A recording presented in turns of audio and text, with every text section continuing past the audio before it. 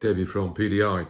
This short video is about shipping promotional goods to Europe, particularly when you're shipping to an event. Clearly, since Brexit, the rules on European shipping have changed somewhat, and so this is just to make you aware. All shipments are now deemed an export. That means it requires a commercial invoice, and a commercial invoice will carry the commodity code, description, and values. We can help with that standard PDI systems, but be aware that because of that, it'll attract an import VAT cost from Europe, which we will then necessarily have to pass on. Not duty, just import VAT. However, import VAT is not reclaimable like normal VAT. Okay, so we're shipping. If you're shipping to a business in Europe, you will need what's called the EORI number, the EORI number.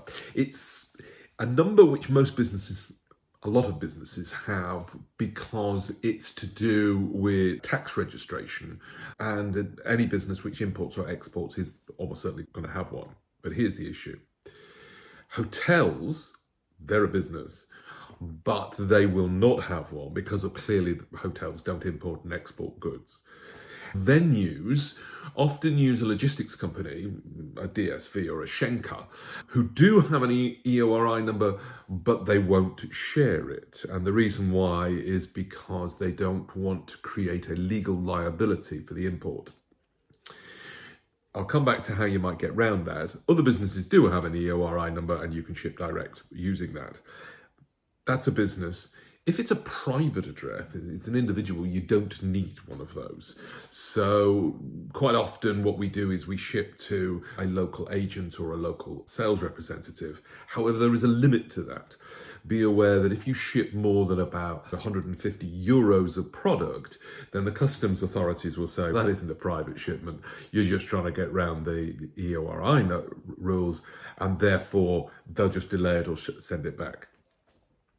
So I said you could get around it. How do you get around it?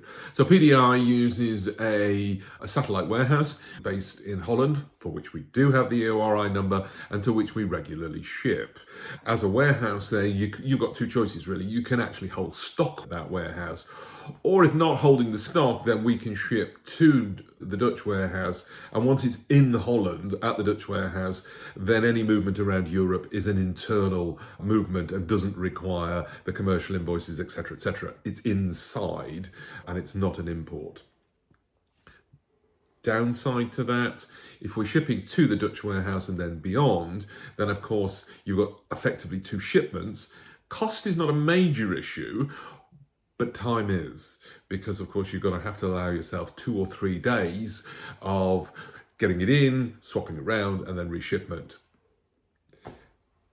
Any queries, contact PDI at pdi.co.uk and we can share our experiences with you. More than happy to do. That's why we're here. Thank you.